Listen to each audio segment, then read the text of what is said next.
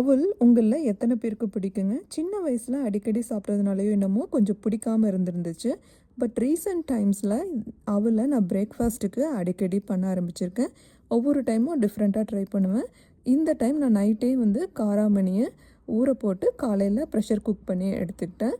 அவல் இது medium flakes அப்படிங்கிறதுனால கொஞ்சம் ஒரே நிமிஷத்தில் தண்ணியில் போட்டு அலசி எடுத்துட்டேன்.